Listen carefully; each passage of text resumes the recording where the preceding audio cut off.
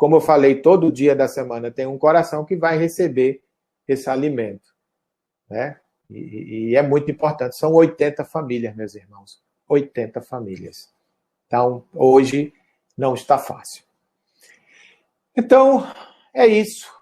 Vamos, para chamar o nosso irmão, vamos só fazer uma pequena, singela harmonização, né, para estarmos bem harmonizados, com os corações brilhando e irradiando de alegria para receber o nosso irmão. Todos nós vamos fechar os nossos olhos, respirar. Respiração tão importante, meus irmãos, tão importante. Já aqui agradecemos, Senhor, por essa oportunidade de respirarmos. Quantos irmãos, milhares, estão nos leitos das UTIs, sem esta possibilidade de respirar. Um gesto que aparentemente é automático, mas tão esperado por todos estes que estão respirando por aparelhos e que nós, com a graça divina, podemos, Senhor, respirar. Gratidão, Jesus. Gratidão por tudo isso. Então nos sintamos, meus irmãos, vamos sentir a presença do nosso amigo, desses corações que estão do nosso lado,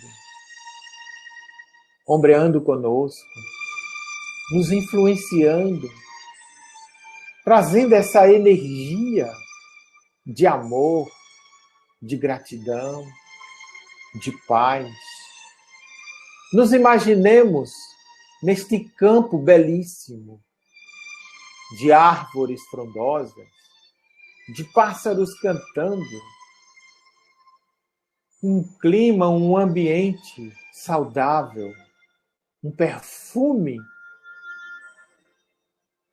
que nós exalamos, o perfume do amor, da presença do Divino Mestre no nosso meio, porque nós estamos, sim, falando dele, no nome dele.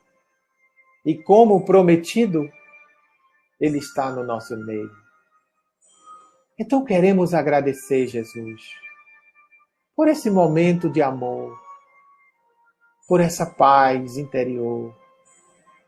E que possamos, Mestre querido, dentro dessa perspectiva de amor, de gratidão, estarmos juntos, na mesma frequência, um só coração, porque somos espíritos, somos obras divinas, e sendo obra divina, fazemos parte desse amor. Gratidão, Senhor, por tudo isso. Muita paz, muita luz. E vamos, meus irmãos, juntos,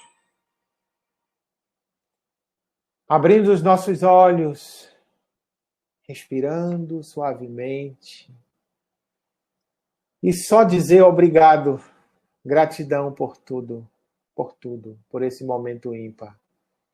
E agora, já convidando o nosso irmão Edson. Boa tarde, meu querido amigo. Boa tarde, meu amigo Rubens. Tudo bem? Seja bem-vindo, meu irmão. Tudo bem, graças a Deus. Melhor agora. Muito bem. Eu agradeço o convite ao Centro Espírita Semeadores do Amor, mais uma vez, estarmos juntos. Um grande abraço a todos os que estão presentes, os frequentadores. É um prazer estar aqui. Pronto, meu irmão. Estamos aqui, todos os ouvidos e as mentes e os corações cheios de alegria aí com a sua palestra. Vou ficar aqui nos bastidores, tá bom? Aí ao final a gente volta para fazer a prece final e fique à vontade. Eu estou aqui, qualquer coisa é só chamar. Tá bom. Que tempo é, Rubens? Aí vamos uns 50 minutos, uma hora, você que diz. No máximo 1 hora, tá bom? Tá bom, tá bom. Fica à Ótimo. vontade. Muita Então, tá paz bom. e sucesso. Obrigado. Bom, então, uma boa tarde a todos. Eu quero cumprimentar a todos e pedir a Jesus que nos abençoe, ao mentor espiritual de cada um de nós que possa estar aconchegado para que as palavras possam fazer mais sentido, para que alguma inspiração, alguma lembrança pode ser tocada em nossa mente, em nossos corações, de maneira que as palavras possam repercutir mais profundamente em todos nós.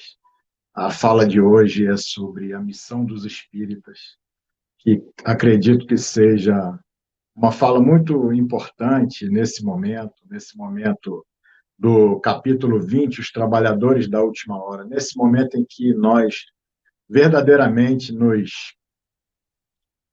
compreendemos como trabalhadores e como trabalhadores da última hora, neste momento de transição planetária que nós estamos aqui vivendo, né? Que possamos saber compreender o momento, que possamos lidar com ele da melhor maneira possível.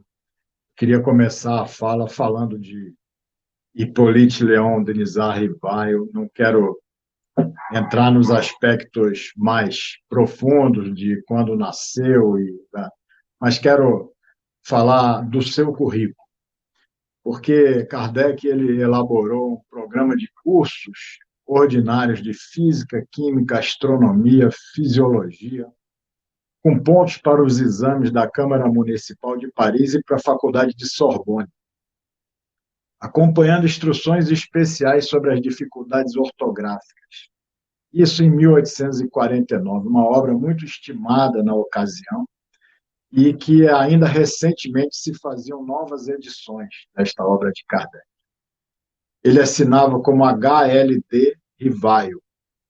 Na literatura, ele era, desde os 20 anos, um renomado autor de livros didáticos. Além de livros didáticos, ele traduziu para o alemão, ele falava muito bem o alemão, estudou na Suíça, na escola de Pestalozzi, em Iverdon, onde o alemão era uma língua corrente. E ele, por falar muito bem várias línguas, falava 4 ou 5 idiomas, e o alemão ele tinha um domínio muito grande, ele traduziu obras de educação moral, de Salinac de Lamotte, de Fenelon. Ele destaca-se epopeia inspirada em Odisseia, na Odisseia de Homero. Ele se destacou na profissão dele como professor e foi educado por Pestalozzi, como falamos, um paradigma dos mestres do século XIX, até hoje considerado. E Kardec, em Paris, sucedeu o próprio mestre Pestalozzi, era referendado como um sucessor de Pestalozzi. Trabalhou e aos 51 anos, Kardec, pelas várias conjunturas da existência, Kardec termina por quase que se aposentar, né? Ele resolve retirar-se por conta de algumas questões políticas envolvendo o exercício da profissão nas escolas da França, de Paris. Ele resolve retirar-se, quase que se aposentar e ter uma vida mais com menos trabalho, menos dedicada à profissão verdadeiramente, quase que se aposentando, fazendo contabilidades para o teatro. E, a partir daí, ele começa, então, a se dedicar à observação, estudava como muito estudioso, vai se dedicar à observação e estudo dos fenômenos espíritos. Ele tinha, nessa época, H.L.D. Rivail, 40 obras da autoria dele nas universidades da França publicadas. Então, a gente vai percebendo, só quis colocar o currículo de Kardec, para que a gente possa perceber que a vida é um espírito de sequência que domina a nossa existência. A gente não pode dar saltos. Hoje, nós estamos construindo um piso de um edifício de conhecimento, de um edifício de experiências e de um edifício de conclusões, de estudos, de possibilidades. E esse piso desse edifício, quando daqui nós partirmos, a nova geração que chega já vai se apropriar deste novo piso que nós edificamos, e pela vez deles eles vão edificar um piso ainda superior, e assim o edifício do conhecimento, o edifício da experiência, o edifício da realização espiritual vai se construindo. Então, o próprio Espiritismo, nós temos a história do Marquês de Pissegui, que foi um discípulo de Mesmer. Ele, como discípulo de Mesmer, aprendia e praticava o magnetismo, os passes mediúnicos, e foi o descobridor do sonambulismo. Ele, a partir de passes magnéticos, ele descobriu o estado sonambúlico, o hipnotismo e o estado sonambúlico. Então, o Marquês de Pissegui deixa Mesmer, era uma pessoa de posse, tinha uma faculdade, tinha uma fazenda nas proximidades de Paris, e começa lá a aplicar o magnetismo através desses passes magnéticos, e recebia 100 pessoas diariamente para praticar a cura, ele e os auxiliares dele, e descobriu, então, a hipnose, o estado sonambúlico. É muito interessante porque essas proezas do Marquês de Pissegui vai estar presente em nosso lar. Na obra Missionários da Luz, nós vamos encontrá-lo como Aulus, que é um instrutor do departamento, do ministério, do ministro lá no ministério onde André Luiz foi estagiar, na realização do livro Missionários da Luz, é o Aulus. Então, o Marquês de Pissegui, discípulo de Mesmer, que teve com Kardec, vai vir estudar o magnetismo, a mediunidade aqui em nosso lar, aqui no Brasil, junto de as pessoas que praticam, como nós, auxiliamos todo esse conhecimento que vai, de uma certa maneira, subsidiar o nosso futuro, né? Então, isso é muito interessante. É interessante essa evolução do pensamento próprio espiritismo para que aqui pudesse chegar até nós. Só foi possível a partir de algumas transformações sociais, a partir do século XVII, XVI, XVII, com o René Descartes, que criou o discurso do método, chamado racionalismo, penso, logo existe, e os fundamentos do pensamento científico, o século XVIII, com o iluminismo, Voltaire vai estabelecer na sua literatura a liberdade de pensamento, Rousseau vai estabelecer o Estado democrático, que garanta uma igualdade para todos, Montesquieu são os grandes artífices do iluminismo. Montesquieu vai estabelecer a divisão do poder entre legislativo, executivo e judiciário. Então, todas as bases do racionalismo, do iluminismo, foram fundamentais para que pudesse, então, no século XIX, chegar ao espiritismo através de Kardec, que veio realmente codificar toda esta ideia, codificar todo este pensamento que os espíritos nos trouxeram, e que não será a religião do futuro, mas é o futuro de todas as religiões. Todo o conhecimento humano caminhará para a construção e para a incorporação das bases de conhecimento que hoje nós já desfrutamos no seio de suas instituições. Kardec era uma pessoa que era cético, era estudioso, mas era cético. Quando seu amigo Fortier vai dizer para ele que sobre o fenômeno das mesas girantes, ele vai dizer que não poderia acreditar em respostas, a não ser que as mesas tivessem cérebro para pensar e nervos para sentir. Até lá, para mim, são fogos fatos, são faíscas, né? E aí ele começa, então, convidado pelo amigo, a presenciar as reuniões na casa da senhora Planemazon, conhece a família Baldin, e depois, mais à frente, ele vai trabalhar com as médiuns Carolina e Juliette Baldin, elaborando e trazendo todo esse conhecimento para todos nós. Dá razão, a partir do momento que ele presencia, dá razão ao amigo Fortier, admitindo o poder de comunicação das médiuns. Mas as reuniões se traduziam por um aspecto de brincadeira, de graça, e Kardec não se afinizava com isso. O Zéfiro, que era um espírito protetor da família Baldini, brincava, Kardec não achava graça naquelas brincadeiras.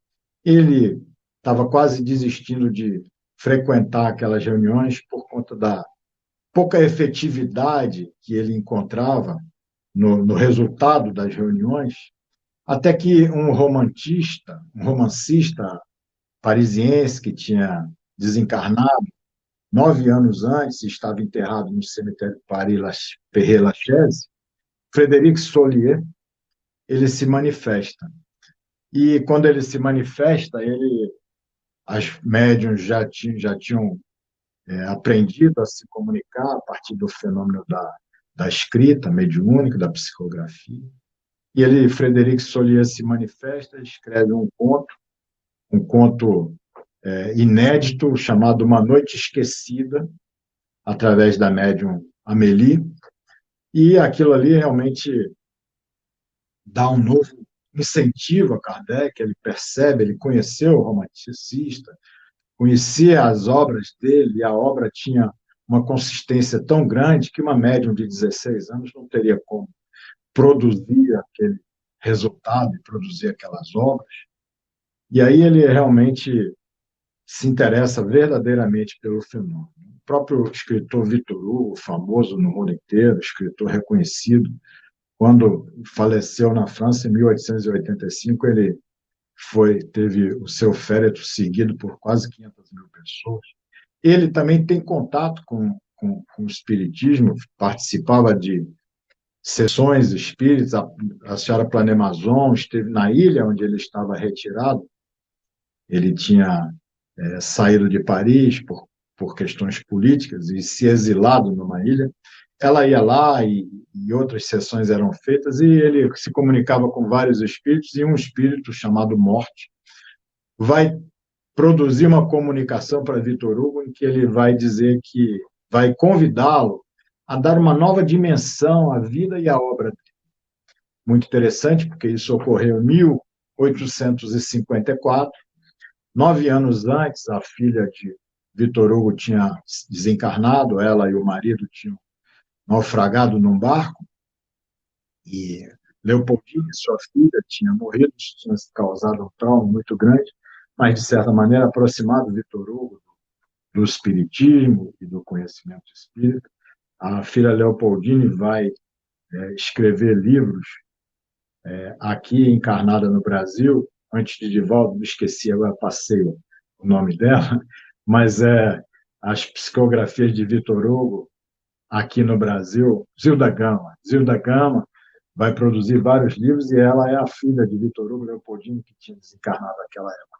Mas é interessante porque em 1854 esse espírito o convida a dar uma nova dimensão à sua vida e sua obra. E 8 anos depois, em 1862, ele escreve Os Miseráveis, que é uma célebre obra, uma obra fabulosa e com conteúdo espiritual fantástico. Então, isso é muito interessante para percebermos como que o espiritismo, às vezes, pode tocar as nossas inteligências.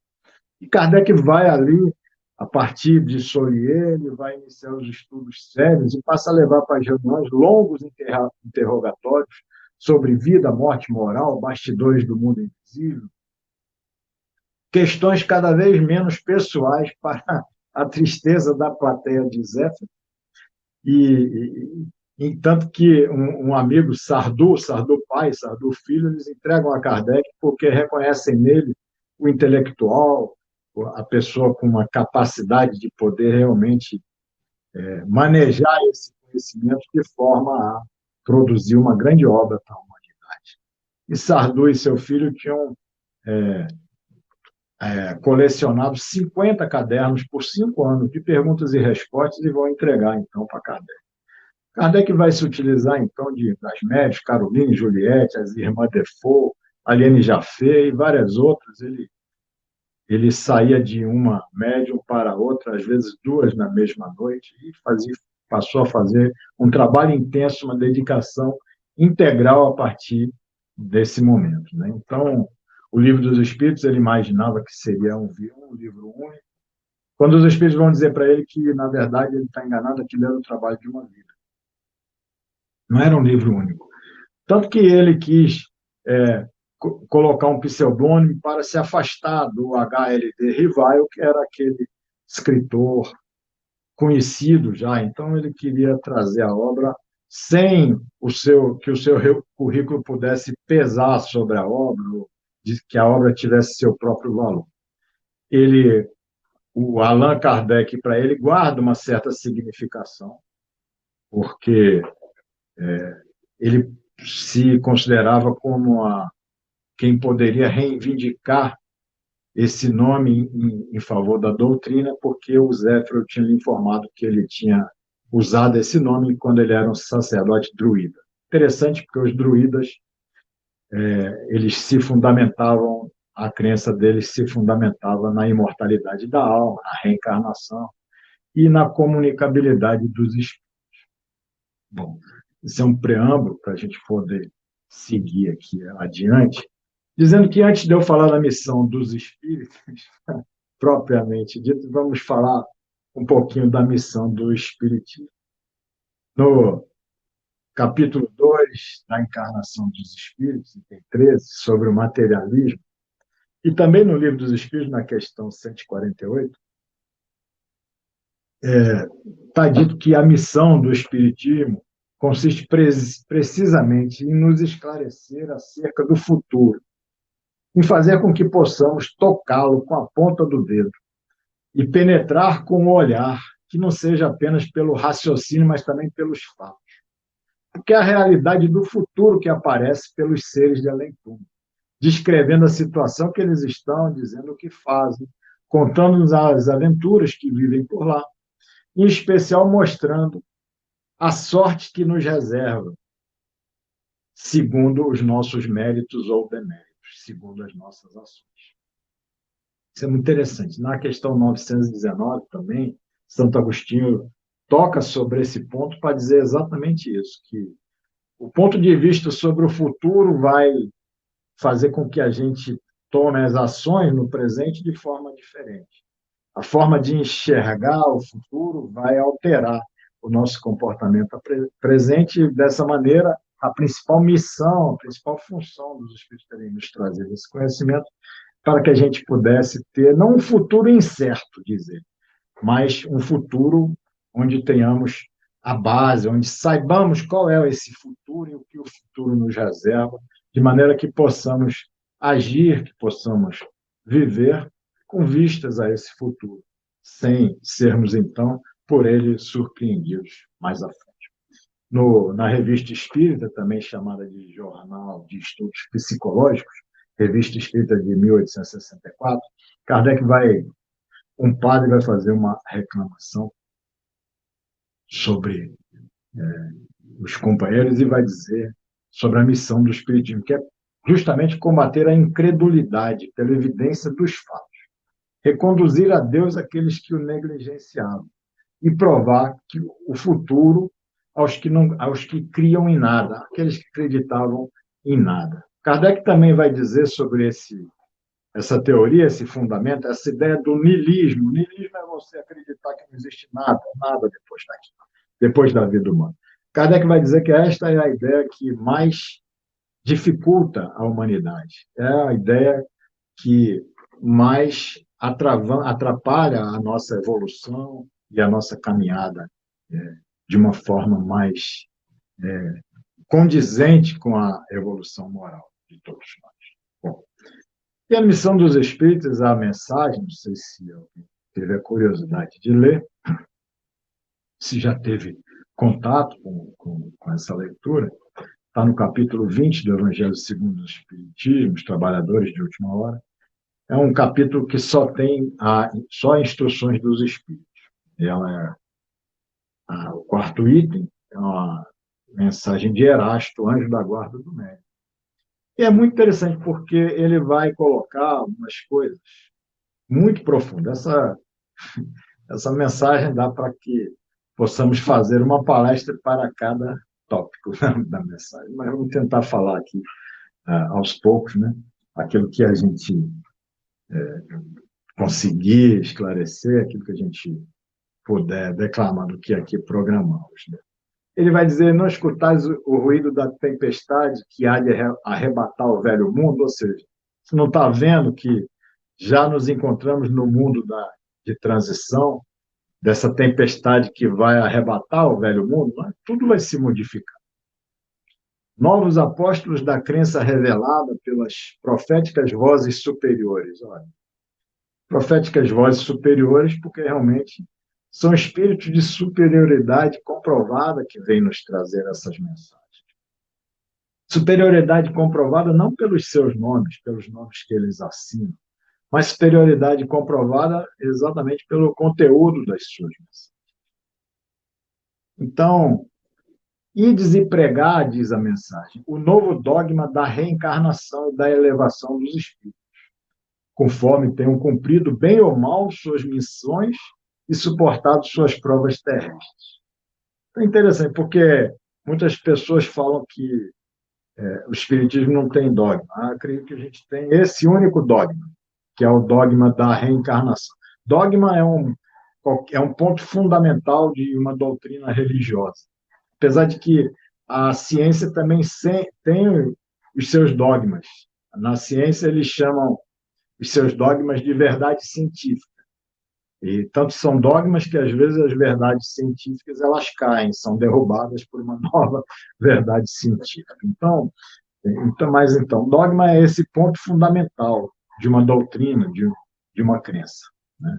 E a reencarnação é um dos dogmas, se não for o único dogma da doutrina espírita. E ela se baseia exatamente na justiça de Deus para o progresso dos espíritos. Então, é um dogma que está baseado na justiça de Deus. Esse conhecimento é fundamental e está fundamentado por ser ele o único que possa nos explicar a justiça de Deus perante a evolução dos espíritos. E a elevação dos espíritos, a alma contém. Para nós é óbvio, a literatura vem nos trazer, a André Luiz, essa literatura de André Luiz é algo fabuloso, né? Creio que estejamos ainda, pelos próximos 50 anos, debruçados sobre essa literatura de André Luiz, porque não sei se acontece com todos, mas comigo acontece que cada vez que eu me debruço numa obra, eu percebo que novas ideias consigo dali da obra extrair.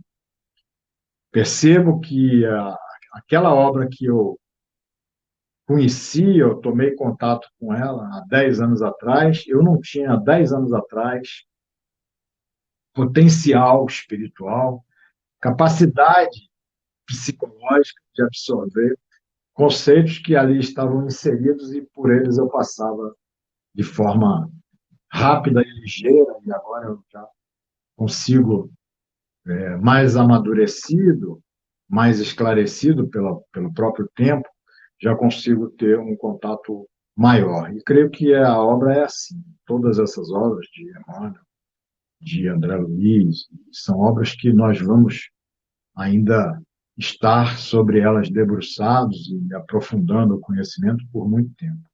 E é isso, ele vai nos dizer exatamente isso. Essa é a elevação dos espíritos. Porque a alma contém no estado virtual os germes do desenvolvimento futuro. O espírito já tem todo o anjo que se desenvolverá. Nós estamos nessa caminhada em busca da nossa angelitude, da nossa elevação espiritual, mas o projeto já está dentro de nós mesmos. O projeto já está, assim como na semente de uma árvore, o projeto da árvore já está todo ali, constituído, e só falta dos elementos exteriores necessários para que aquela semente possa vicejar. A semente de uma árvore tem tudo, mas ela falta exatamente do tempo, da terra, de todas as condições que vão permitir que ela possa, então, frutificar. Assim é o nosso espírito. Nosso espírito já tem todo o mapa evolutivo definido dentro da alma. E esses estímulos que nós vamos recebendo na nossa encarnação, esses estímulos aqui vão realmente nos produzir as condições específicas, as condições que vão permitir essa nossa condição. Assim como bactérias, às vezes, ficam suportando frio e calor num estado como se estivesse dormindo, né? Num estado de sono, praticamente, não é essa a palavra, mas é a ideia, né? Assim como ficam as bactérias por milhares de anos, até que uma condição externa, uma condição propícia do meio possa fazer com que ela realmente se ative e possa, então, viver novamente. Assim acontece conosco. Nosso espírito está sempre com todas as condições evolutivas guardadas e, a partir de todos esses estímulos, a partir do meio que se nos apresenta, nós vamos realmente seguir realizando a nossa evolução, porque o objetivo da nossa existência é a evolução, é a razão de ser da nossa vida, a razão de ser de aqui estarmos. Então, e de pregar é a hora em que homens em que deveis sacrificar, essa é uma outra fala, né? Não vos assusteis que as línguas de fogo estão sobre as vossas cabeças. Línguas de fogo numa referência à mediunidade, ao Pentecostes bíblico, onde os espíritos profetizaram, falaram línguas que eram por todos compreendidos, a mediunidade que vem nos trazendo essas mensagens esclarecedoras, né? E de pregar a palavra divina é a hora em que deveis sacrificar a propagação de vossos hábitos, os vossos trabalhos, as vossas ocupações fúteis. O sacrifício dos hábitos, na verdade, o termo sacrifício, se a gente for etimologicamente buscar o significado do termo sacrifício, vem do latim sacrifício, que significa ofício sagrado. Então, sacrifício é a realização de algo sagrado. E significa exatamente que os nossos atos deveriam ser para nós um ofício sagrado. Deveríamos, sim, agir no nosso dia a dia sempre como se realizássemos sagrados ofícios em nossas ações, né? Emmanuel vai dizer que isso se traduz por viver com Deus. Nós deveríamos estar nos referenciando a Deus em cada atitude, em cada ação, em cada momento da nossa existência. Este seria, então, o sacrifício de vossos hábitos. Porque o que acontece é que hábitos, né? Hábitos passados vão gerar as atitudes automáticas do presente. Isso é um fato interessante, porque hoje, se a gente não pensar sobre aquilo que nós fazemos, se a gente permitir que a nossa existência possa correr baseada apenas no piloto automático que se encontra no íntimo do nosso ser, nós ficaremos, então, subjugados por essas emoções e por esses sentimentos que brotam de forma automática no nosso ser. Mas se a gente entender que não somos obrigados a estar subjugados por esses sentimentos automáticos e que nós podemos dar significados às nossas vivências e que nós somos os responsáveis quando nós agimos e quando nós sentimos, então a gente pode ter o controle da nossa vida em nossas mãos. O controle da nossa existência está em nossas mãos, está conosco. Porque exatamente por isso, porque os hábitos passados geram os atos automáticos praticados no presente. Mas, se eu não praticar os atos automáticos, resultados dos hábitos passados, se eu não praticar eles automaticamente, eu vou praticar outro tipo de hábito, vou construir a partir de minha mente, vou construir uma ação consciente no presente. Então, a partir desta ação consciente no presente, eu vou produzir um hábito no futuro. Um ato automático, um hábito automático, um automatismo no futuro. Porque o hábito é isso. Hábito nada mais é do que os atos conscientes repetidos, que se tornam inconscientes por automatização, porque vão se transformando em arquivos do nosso inconsciente. Então, quando a gente fala em prática da caridade, quando a gente fala em auxílio, ajuda, tudo isso, na verdade, é um ato consciente que nós estamos fazendo, que vão, de alguma maneira, constituir no futuro uma virtude. Porque exatamente a virtude o que é? É o resultado de experiências incomensuralmente recapituladas na vida. Aquilo que a gente faz inúmeras vezes, de forma repetida, vai se consolidar em nosso ser como uma virtude. Então, a ação consciente no dia de hoje pode produzir a consolidação de uma virtude em nosso ser no dia de amanhã.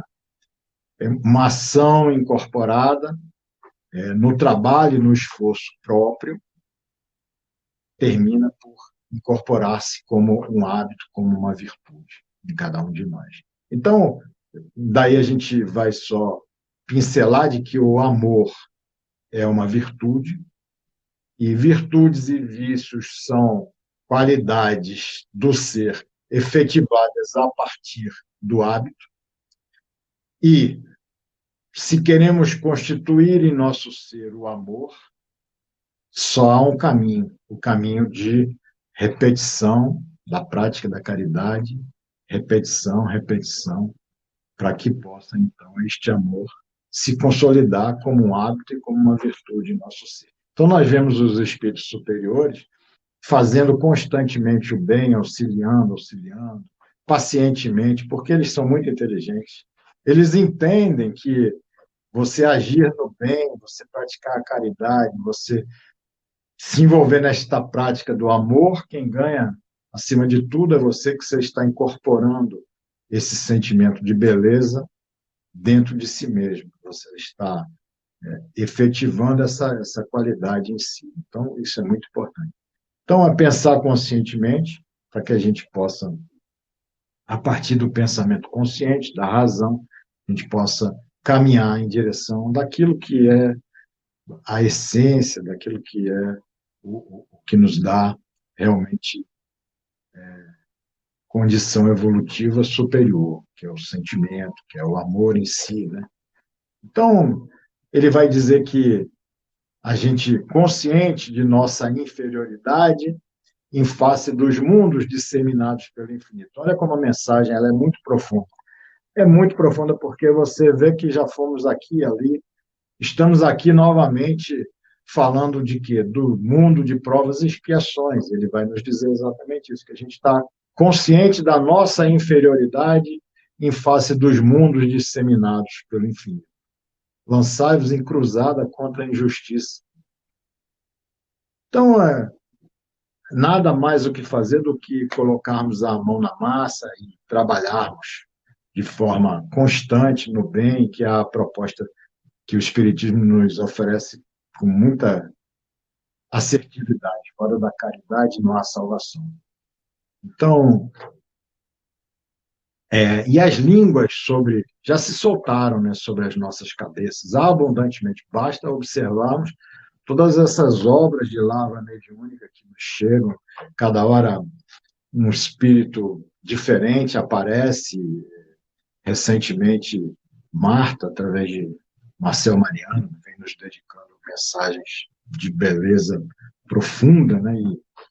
E tudo isso é muito interessante a gente ver a profundidade, a beleza dessas mensagens, né?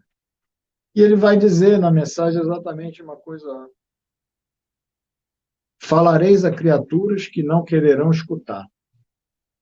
Essa voz exorta a abnegação, desinteresse dos avaros, palavras perdidas eu sei. A gente vai vendo que exatamente a dificuldade, porque nós nos enganamos, nós pensamos que nós somos espíritos já de uma grande evolução, mas nós somos espíritos de pequena evolução.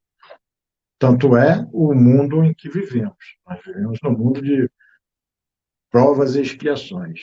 O que acontece no mundo de provas e expiações? O que predomina é o mal. O que predomina ainda é o mal.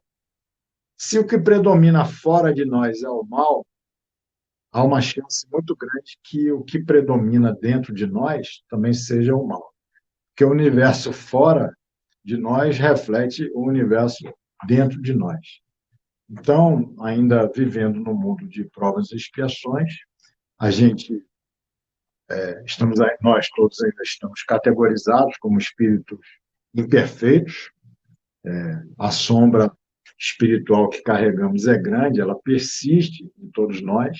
Não há o que fazer senão entender que poucas pessoas estarão abertas.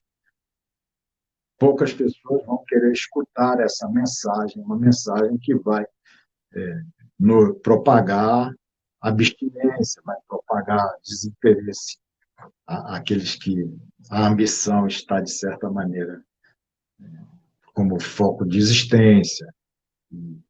É mais ou menos por aí. O autoconhecimento, então, é muito necessário para todos nós. A gente precisa se autoconhecer para saber quem somos, para saber qual é o trabalho a realizar, né? E a Constituição, né? Porque para que a gente possa escutar, para que a gente possa realmente ouvir, a gente tem que adquirir algum tipo de condição. A primeira condição é a humildade. Humildade para ouvir, a humildade é a primeira virtude a ser adquirida. Isso é muito interessante porque Jesus nos ofereceu nas bem-aventuranças um código evolutivo para o espírito humano. Muitas pessoas podem não compreender a profundidade das palavras de Jesus, mas o Espiritismo vem nos esclarecendo ponto a ponto e fazendo uma conexão entre todas as palavras que o Cristo nos ofereceu, e a gente vai perceber exatamente que as palavras do Cristo são mais do que consistentes e são um código que a gente tem que aprender a incorporar em nosso ser.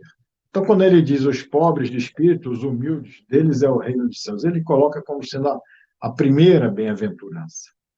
E as bem-aventuranças, de uma certa da forma como ele nos propõe, são virtudes, é um desafio que ele nos propõe a aquisição de virtudes. Um desafio para a aquisição de virtudes, e ele dá essa receita para todos nós, esse código, dentro de uma sequência lógica, de maneira que uma possa ser a consequência da outra, que o desenvolvimento de uma possa abrir possibilidade para o desenvolvimento daquela que está subsequente.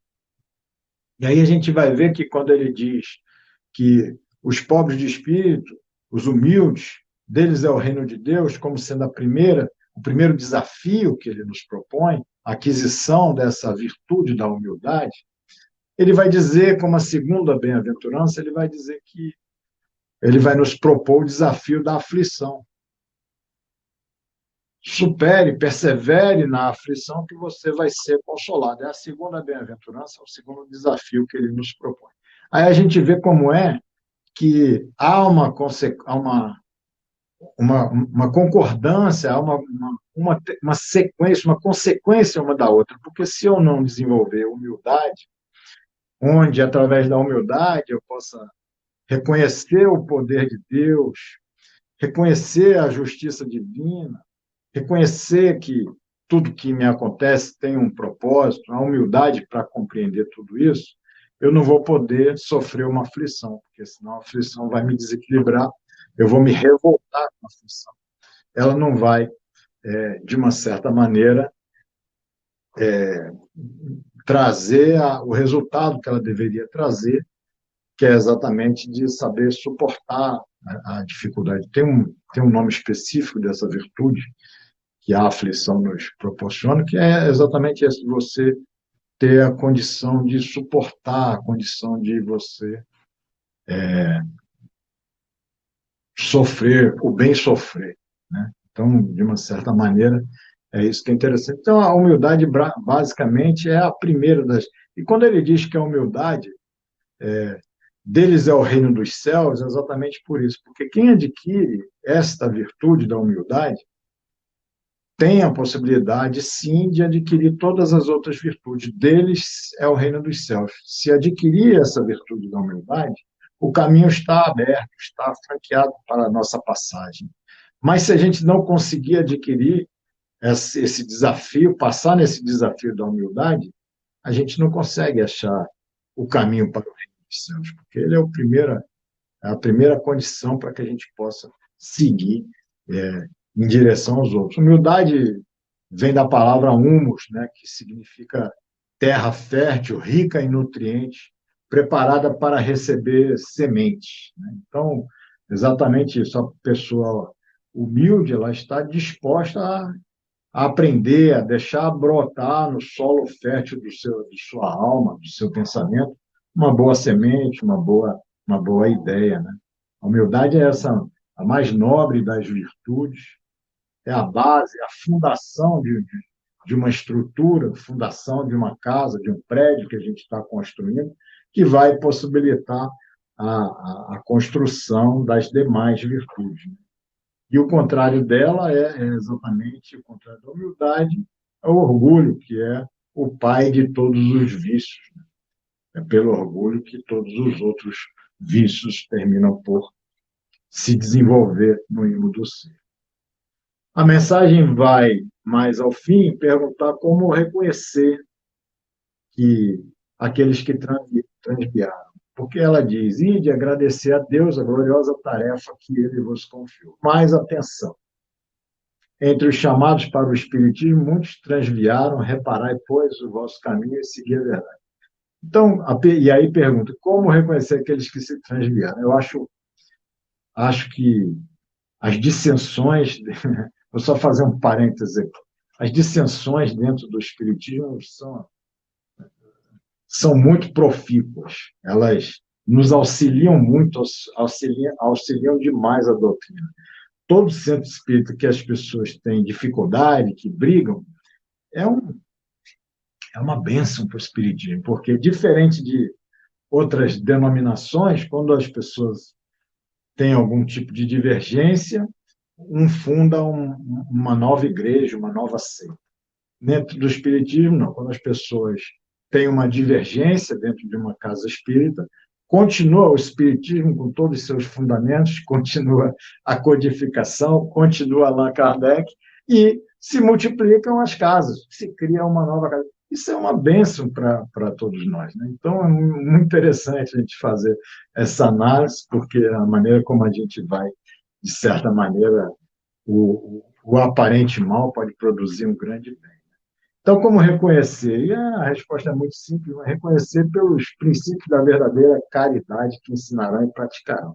A verdade é pelas obras que se conhecem, pela dedicação, por aquilo que a gente, quem não está realmente com apenas interesse pessoal e que tem um interesse coletivo, Emmanuel vai dizer que a cooperação é a primeira a palavra e é o sentimento que nos permite ascender ao plano espiritual superior. Quem não aprende a cooperar não vai ter acesso ao plano espiritual superior. Mas, acima de tudo, o conhecimento, o intelecto é realmente muito interessante e a gente tem que utilizar do conhecimento aquilo que ele nos oferece, porque o conhecimento nos oferece a possibilidade de reconhecer aonde tem valor e aonde não tem valor. Então, no Mundo Maior existe um capítulo muito interessante onde é Cipriana, que fala de Cipriano, o amor de Cipriano, acho que todos já devem conhecer, onde Calderaro vai dizer a André, existem dois espíritos, Pedro e Camilo, trabalharam juntos, Pedro foi quase que adotado por Camilo, trabalhou no seu comércio por 20 anos, depois de 20 anos, Pedro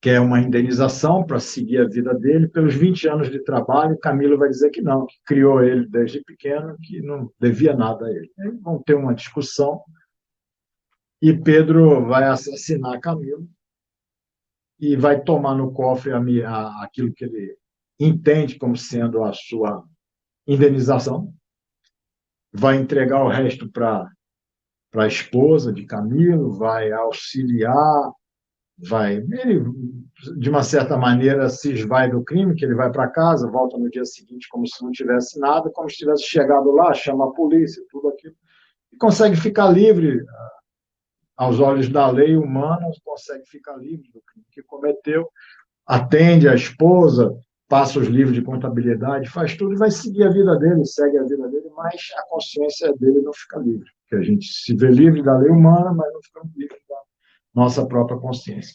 E aí ele vai se entregar constantemente, casa com uma senhora, um espírito de grande evolução, tem 5 filhos, mas a consciência que lhe pesa faz com que ele se entregue constantemente ao trabalho, não pode parar para que a consciência, de certa maneira, lhe fale alguma coisa.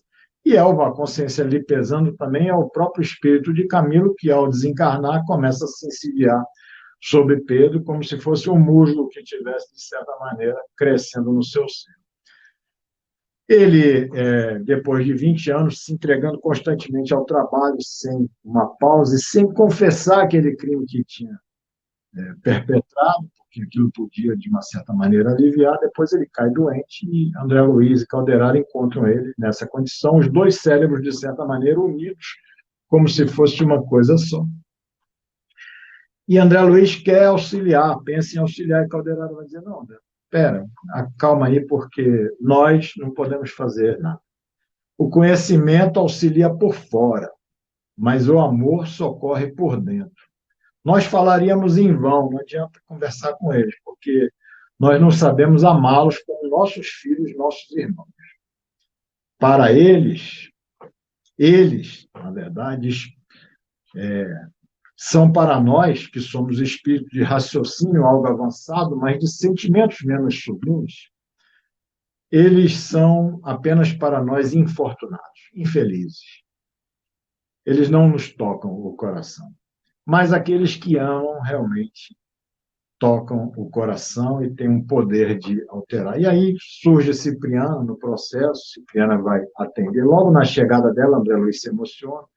Ela fala com os dois, Pedro, que era o doente ali, já logo imagina que é um espírito de alguma santa, alguma Maria de Nazaré, e já logo já se capitula, pede a ela o auxílio, com a prece dela que emociona, ela já pega ele no colo como se fosse um bebezinho, o espírito dele no colo, e pergunta a Camilo, que ficava inflexível, que foi aquele que foi assassinado. Você não tem nenhuma comiseração? Você não tem compaixão de Pedro? E ele vai dizer que aqueles que sofrem o que ele sofreu não tem espaço para compaixão e para caridade. E aí ela vai pedir a ajuda de André Luiz e de Calderaro e vão levar Camilo e Pedro à casa de Pedro para que ele pudesse ver a esposa e os 5 filhos.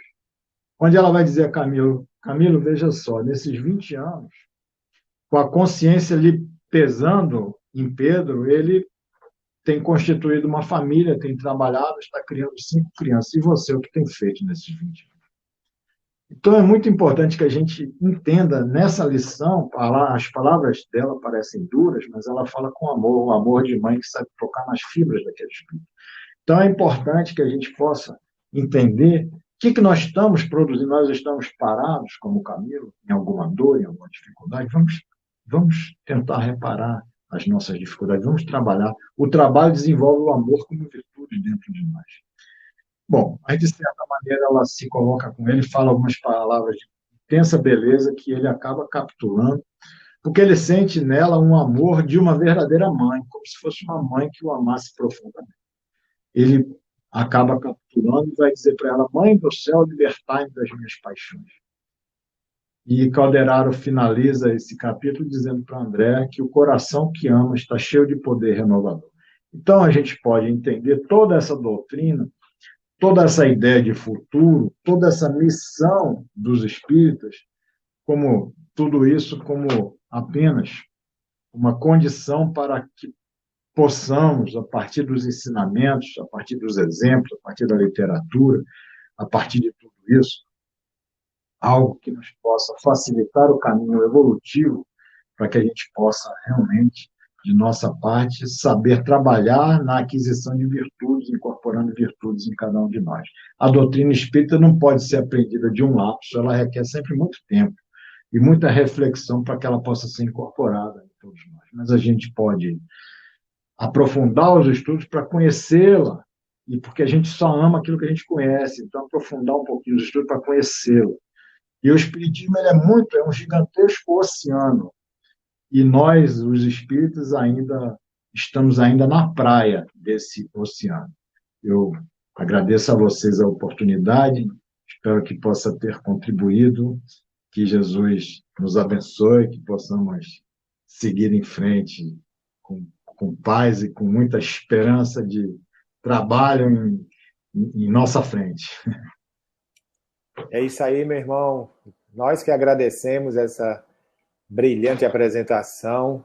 Você cumpriu a risca. Eu estava acompanhando aqui com o Evangelho aberto e acompanhando aí o capítulo 20. Você foi, né? Bacana, fez um preâmbulo da vida do Kardec, desse grande missionário, né? Que trouxe para nós aí. Eu estava hoje pela manhã estudando, a gente faz o estudo do livro que é o Espiritismo, né, e inicia logo com a biografia de Kardec, né, e fantástico esse trabalhador maravilhoso que fez, né, tudo isso, trouxe à tona tudo isso para nós. Então, uma apresentação maravilhosa, nós agradecemos muito por esse seu tempo dispendido aí para nos trazer essas reflexões. Agradecemos muito, Edson. Muito obrigado mesmo. Eu que agradeço a todos. Eu agradeço a oportunidade que me dão. Perfeito, meu irmão. E é sempre bom, né? Quando a gente é convidado, a gente vai estudar o tema e cada vez que a gente estuda, a gente aprende cada vez mais. É maravilhoso. Nós sempre ganhamos. Nós sempre ganhamos, exatamente. Então vamos para a gente encerrar, né? Antes de mais nada, também agradecer aos corações que estão aqui conosco juntos, os internautas, né? Agradecer a presença de todos e informar que terça-feira estaremos aqui de novo com uma nova doutrinária. E vamos agora juntos fazer a nossa oração final e pedir ao Mestre Jesus, Senhor, o amparo. E te agradecemos, Mestre, por essa oportunidade bendita, estarmos juntos, Senhor, nesse momento de reflexão, onde aprendemos, Mestre querido, a importância da doutrina espírita em nossas vidas, a importância desse estudo, a importância de estarmos com essas reflexões internalizadas nos nossos corações, que possamos cada vez mais sermos esses instrumentos desse amor que tiveste conosco, deste amparo que sempre tens conosco, e que assim, Senhor, nós possamos seguir esse caminho reto de amor, de abnegação, que possamos seguir juntos nessa seara, onde o objetivo é nos transformarmos. E o objetivo da doutrina espírita é transformar o homem para o homem de bem. É fazer com que sejamos homens de bem, pessoas com o amor no coração, levando este sentimento aos mais longínquos lugares possíveis. Sentimento esse de muita gratidão, de muito amor, de muita paz. Que possamos ter um final de semana de luzes, de amor, de gratidão, de muita paz, e uma semana abençoada. E nós aqui te pedimos, Senhor, a permissão de finalizarmos a nossa atividade de hoje. Muita paz, que assim seja.